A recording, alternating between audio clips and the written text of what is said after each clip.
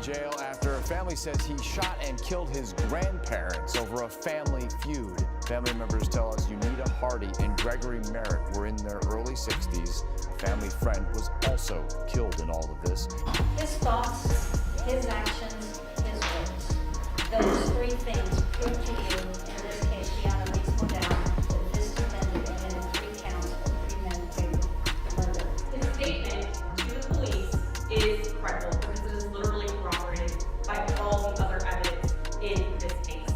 And that is the same statement in which he confesses to 3 counts of murder. First on my list to see is Jadarius Jones.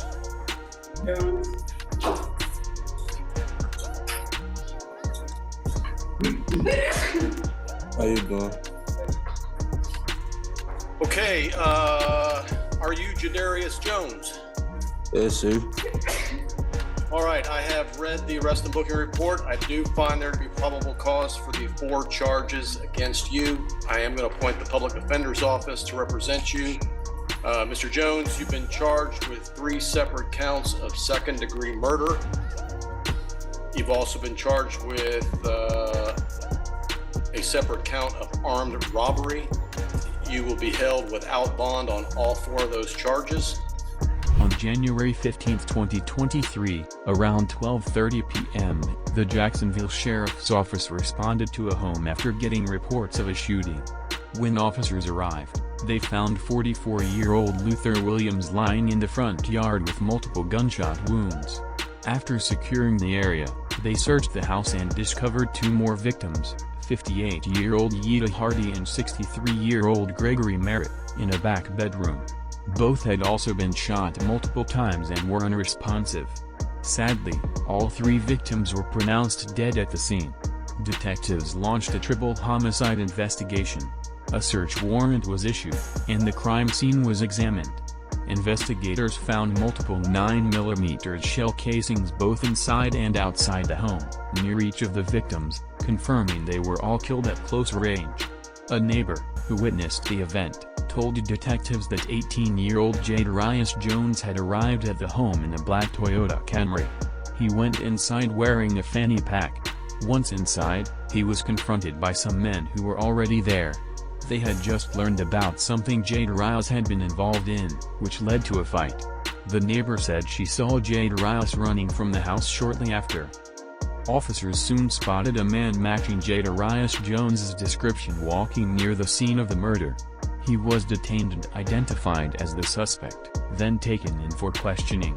At the home where he was found, officers discovered a fanny pack similar to the one described by the witness. Inside the bag, they found a wallet that belonged to one of the victims, Luther Williams, the man found in the front yard. When detectives sat down with Jadarius, they read him his rights, which he said he understood and signed off on. After that, Jadarius confessed to shooting and killing all 3 victims.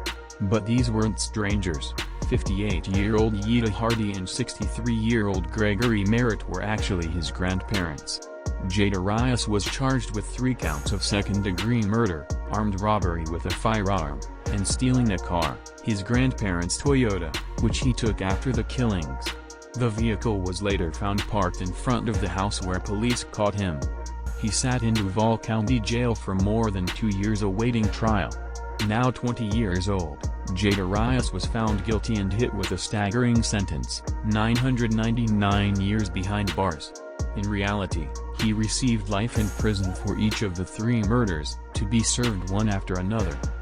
Even though Jadarius' life sentences run concurrently, the court's website lists his time as 999 years, 99 months, and 99 days. For those who've never been to prison, this may sound unreal, but inside, it's normal. Inmates are listed on daily call-out sheets with their name, DOC number, and release date. If someone is serving life, their release year simply says 9,999. These numbers might look made up, but for 20-year-old Jadarius, they're very real. If he lives another 60 years, every day will be spent inside one of the 4 regions of the Florida Department of Corrections. It doesn't matter where in the state he is, each morning, the Florida sun will rise over razor wire fences. And on the day he doesn't wake up, his body will be collected from his cell, bagged, and sent to any remaining family, if he has any. If not, he'll be buried on prison grounds. But even then, that Florida sun will still rise. This is the harsh reality of a life sentence in Florida State Prison, another statistic, and another warning for anyone watching about how quickly your life can change with one wrong move. There was a lot of information missing from this case that I wasn't able to find in the courts. Apparently, Jadarius was rumored of having committed a shooting. That, I guess, is the reason he was confronted inside of his grandparents' home. Now, I don't know if this was an attempt of like hood justice. Like, we heard he did something, so we're gonna come over here and beat him up to teach him a lesson, and his grandparents allowed it. And then Jadarius snapped and ended up killing his grandparents and another man. We don't know the details. All we know is an 18-year-old turned that gun on his grandparents and a third man that was killed in the front yard. Then he admitted it to the police. Done deal. This happened in Jacksonville. Jacksonville has been the murder capital of Florida for a long ass fucking time. A lot of drill rappers, you know, the Florida drill scene, that started in Jacksonville. The courts aren't gonna play that shit. When I was in the Florida prison system, most of the jits that I met that came from Jacksonville had 10 years or better. And they were all in there for some type of a gun crime, whether it was shootings, whatever the fuck, murders, attempted murders. That's just how they're rocking over there. But for Jadarius, I don't see him being granted an appeal for a triple murder like this. And based on where the shell casings landed, they were able to prove, you know, through analyzing the crime scene, that he was firing from close range. He was right in front of them when he gunned them down. He knew exactly what he was doing. He didn't play crazy. He didn't go the insane route. He admitted to it for whatever reason. Signed off on his life, basically just ate a fucking life sentence. Now he's gone. He's in prison. And living that day by day from 20 years old to whenever he's no longer breathing, that's no life to live. If you've been in there, you know that. And it's sad because I've gone on the Florida Department of Corrections website and just looked up some of the people that I knew, especially some of the ones that I met that had life sentences. A couple of them have committed suicide because they weren't able to just keep doing it. Every day, it's repetition. It's the same thing. Nothing changes. A lot of people don't realize out here you have so much freedom to the point that you don't see what you have until it's gone. When you're in there, all you can do is wear blue.